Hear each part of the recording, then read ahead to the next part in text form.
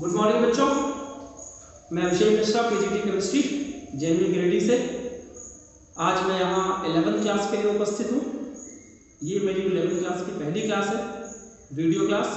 इसके पहले एक हमने इंट्रोडक्शन दिया था आप लोगों को, और सबसे पहले तो मैं आप लोगों का स्वागत करूँगा कि अगली क्लास हम लोग की शुरू हो रही है ऑफिशियल तरीके से। हम चैप्टर अपना शुरू करने वाले हैं और उम्मीद करता हूँ कि सारे बच्चे घर पर होंगे, सुरक्षित होंगे। सबसे रिक्वेस्ट है कि लॉकडाउन में अपने आप को सुरक्षित रखें, मास्क पहन के बाहर जाएं, ज़रूरत ना हो तो बाहर न जाएं, सोशल डिस्टेंसिंग का पालन करें, माँ बाप की बात मानें और जितना हो सके थोड़ी सी अपने ज्ञान को बढ़ाने की कोशिश करें। हाँ, आ जाते हैं आज के टॉपिक के ऊपर। हमारे लेसन का नाम है first lesson 11th class, some basic concepts of chemistry. Chemistry क्या है, इंपॉर्टेंस ऑफ केमिस्ट्री क्या है, इसके बारे में हम डिस्कशन ऑडियो में कर चुके हैं। इंपॉर्टेंस ऑफ केमिस्ट्री के सेक्शन को अगर पकड़ा जाए तो उसके रिगार्डिंग मैंने एक पोएम लिखी है, आपको भी पढ़ के सुना दूंगा। और उसके जस्ट बाद जब हम definition of chemistry, importance of chemistry, uses of chemistry पढ़ लेते हैं। हमने लास्ट क्लास में ऑडियो में बताया था आपको कि कोई भी ऐसी फील्ड नहीं है जहां पर केमिस्ट्री का यूज ना हो। सुबह से लेकर शाम तक, इवन रात के सोने में भी केमिस्ट्री इन्वॉल्व है। हम टॉपिक पे आ जाते हैं। हमारा पहला टॉपिक इसमें है कि स्टेट मैटर क्या होता है और स्टेट ऑफ मैटर क्या है। मैटर में देखिए 3 तरह के मैटर है, सॉलिड, लिक्विड, गैस। ध्यान दीजिएगा, 9th क्लास का टॉपिक है, इसलिए हमें लगता है कि ज्यादा परेशान होने की जरूरत हमें नहीं होगी। सॉलिड से जब लिक्विड में कोई चीज कन्वर्ट होती है, then the process is said to be melting. The process of conversion of solid into liquid is called melting, and the opposite reaction is said to be freezing, when the liquid substances undergoes change to form solid. The process of conversion of liquid into gas is called vaporization. जब कोई चीज liquid से gas में convert होती है उसे vaporisation कहेंगे, and gas से जब वो कन्वर्ट होता है लिक्विड में, then the process is said to be condensation. Hindi में संघनन बोलते हैं, जो एक दो बच्चे अगर हों समझने वाले तो समझे। सॉलिड चाहे गैस में कन्वर्ट हो, चाहे गैस सॉलिड में कन्वर्ट हो, in both cases the reaction is said to be sublimation reaction. 9th class में आपने पढ़ा था कैंपर, कपूर, NH4Cl, ammonium chloride, dry ice, CO2। आप ओडोनिल यूज कर लीजिए, नेफ्थलीन की बॉल देख लीजिए। These are the example of sublimation reaction. Temperature change की अगर हम बात करें तो आपने ये 9th क्लास में पढ़ा हुआ है कि केल्विन को अगर फाइंड आउट करना है तो सेल्सियस में 273.15 ऐड करेंगे तो केल्विन मिल जाएगा, और अगर केल्विन में से 273.15 माइनस कर देंगे तो सेल्सियस मिल जाएगा। फ़ारेनहाइट गेन करने के लिए, फाइंड आउट करने के लिए ये फार्मूला है 9/5 degree Celsius plus 32 degree Celsius को 9/5 पार्ट कर लीजिए, उसको फिर 32 ऐड कर दीजिए, जो आ जाएगा। अगर मैं 37 डिग्री सेल्सियस लिखते हैं तो इसका आंसर कैलकुलेट करने के बाद 98.6 आना चाहिए। ये आप जरा कैलकुलेट करके देख लीजिए। अब वापस आ जाते हैं कि क्लासिफिकेशन में क्या क्या है, हमें क्या क्या पढ़ना है। लिख के पहले से रख लिया क्योंकि टाइम थोड़ा कम लगे। मैटर की क्लासिफिकेशन करते हैं तो 2 तरीके में है, प्योर सब्सटेंस और इम्प्योर सब्सटेंस। इम्प्योर सब्सटेंस को मिक्सचर कह सकते हैं। प्योर सब्सटेंस 2 पार्ट में डिवाइडेड है, एक एलिमेंट और एक compound. Element same kind of atom से बना होगा और compound different kind of atom से बना होगा। जब element is further classified into atom and molecules. Atom मतलब single atom, smallest unit, HNO are the example of atom. But ये इस कंडीशन में एग्जिस्ट नहीं करते। एग्जिस्ट कैसे करेंगे? H2N2O2। तो जो फ्री स्टेट है उसको बोलेंगे मॉलिक्यूल्स। मॉलिक्यूल का मतलब combination of only one kind of atoms, वो 2 मिल जाए, 3 मिल जाए। अगर एक ही एटम है जैसे neon, that is called monoatomic. अगर 2 हो गए हम बोलेंगे diatomic. These are the example of diatomic. अगर 3 हो गया O3 तो ट्राई एटॉमिक, P4 टेट्राएटॉमिक या फिर पॉलीएटॉमिक। 9th क्लास में आपने पढ़ा हुआ है। अब कंपाउंड की जब हम बात करते हैं, डिफरेंट काइंड ऑफ एटम की वजह से जो फ्री स्पीशीज बनती है, that is called compound, CO2 और H2। मिक्सचर की अगर हम बात करते हैं तो mixture is of mainly two types, homogeneous and heterogeneous. Homogeneous mixture में इक्वल केमिकल कंट्रीब्यूशन होता है और हेटेरोजेनियस में इक्वल नहीं होता, अनइक्वली डिस्ट्रीब्यूटेड होता है। होमोजेनियस की खास बात ये ट्रांसपेरेंट होगा, समझने के लिए आपके मैक्सिमम केस में आपको ट्रांसपेरेंट मिलेगा और ये ट्रांसपेरेंट नहीं होगा, ट्रांसल्यूसेंट होगा, ओपेक होगा, हम उसमें आर पार नहीं देख पाएंगे। Salt plus water is example of homogeneous solution, आप घर पे चेक करके देख सकते हैं, उसमें आर पार देख सकते हैं। जब उसी पानी में हम चौक डाल देते हैं, these are the example of heterogeneous solution. Heterogeneous solution two types का, एक कोलाइड्स एक सस्पेंशन, जो हम आगे पढ़ेंगे, और जो होमोजेनियस सॉल्यूशन होता है उसी को हम ट्रू सॉल्यूशन कहते हैं, जिसमें हम आर पार देख सकते हैं। True solution, colloidal and suspension, इसके बारे में आपने 9th क्लास में बहुत अच्छे से पढ़ा है, इसकी सारी प्रॉपर्टीज आप लोगों ने देखी। क्लासिफिकेशन करने के बाद जो अगला टॉपिक हमारा है physical and chemical properties.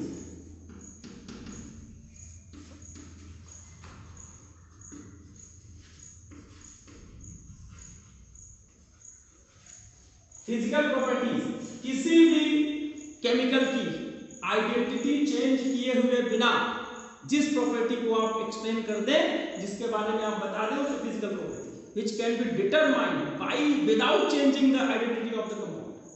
Boiling point find out करना है तो वाटर को उबाल दीजिए, तो वाटर के फार्मूले में कोई चेंज नहीं होगा। Boiling point, melting point, density, these are the example of physical properties. And chemical properties, acidic nature, basic nature, reaction with metal, reaction with non metal, जो आपने 10th क्लास में पढ़ा होगा, तो उन सब को बोले वहां पर केमिकल फार्मूला चेंज हो जाता है, उसकी आइडेंटिटी खत्म हो जाती है।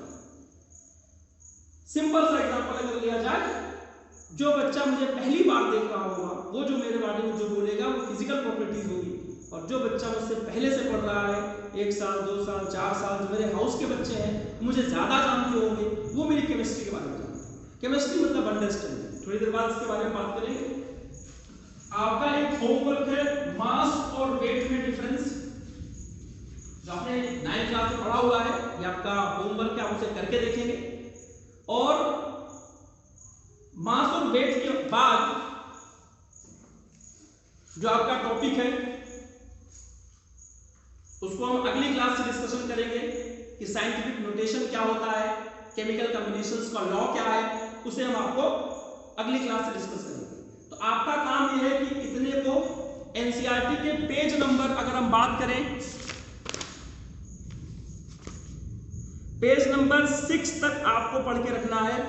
7 से हम अगली क्लास में बात करेंगे, आपको नोट्स भी बनाना है। और अभी मैं आपको बताऊं इंपॉर्टेंस ऑफ केमिस्ट्री की बात कर रहा था, मैंने आपसे कहा था chemistry is about to feel.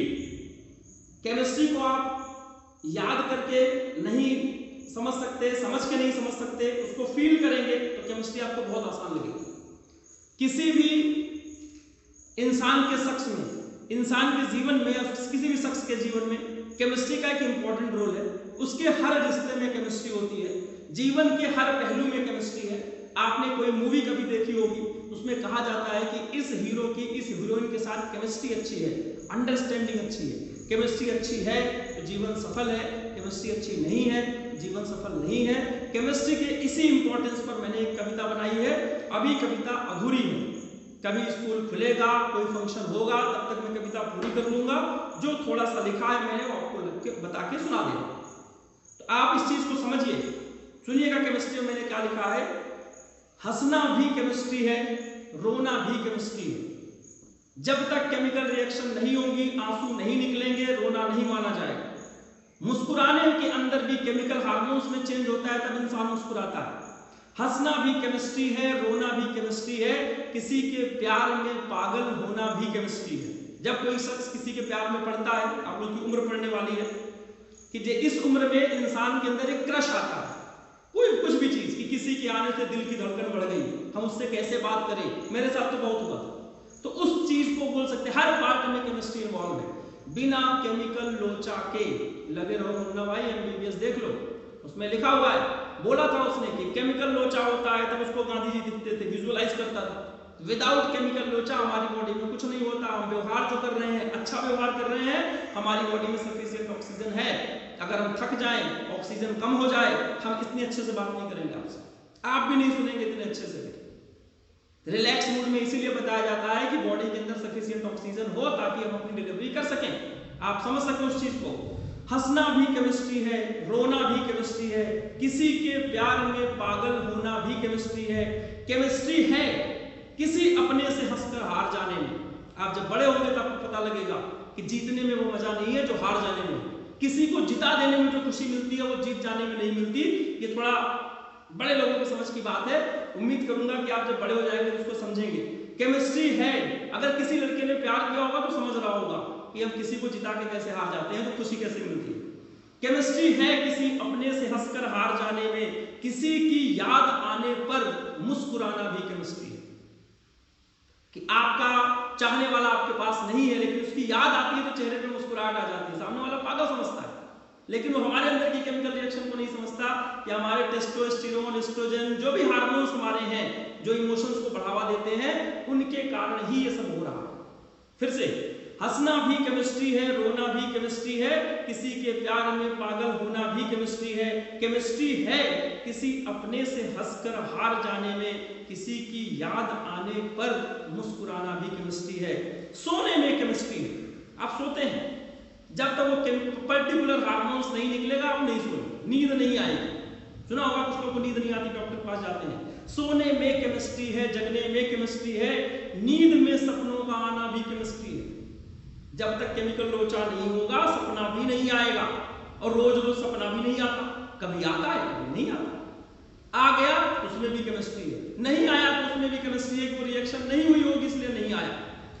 सोने में केमिस्ट्री है, जगने में केमिस्ट्री है, नींद में सपनों का आना भी केमिस्ट्री है। केमिस्ट्री है खुली आंखों से सपना देख लेने में।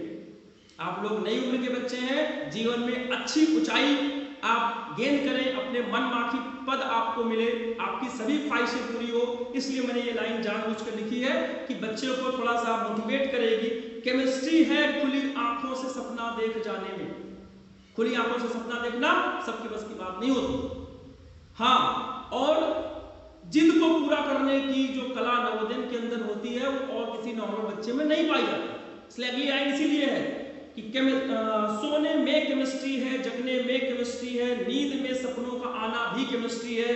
केमिस्ट्री है खुली आंखों से सपना देख लेने में, उसे पूरा करने की जिद का होना भी केमिस्ट्री है। तो अभी यह कविता हमारी पूरी नहीं है, उम्मीद है कि आपको अच्छी लगेगी। अगली क्लास में जब आप मिलेंगे तो आगे का लेसन शुरू करेंगे। तब तक के लिए आप लोग खुश रहिए, मुस्कुराते रहिए, हंसते रहिए और केमिस्ट्री के इंपॉर्टेंस को लाइफ में समझिए। जिस दिन बच्चे को केमिस्ट्री समझ में आ गई उसका पूरा जीवन सफल हो जाएगा, उसे आगे किसी भी तरीके की परेशानी नहीं होगी। आज तक के लिए इतना ही, धन्यवाद।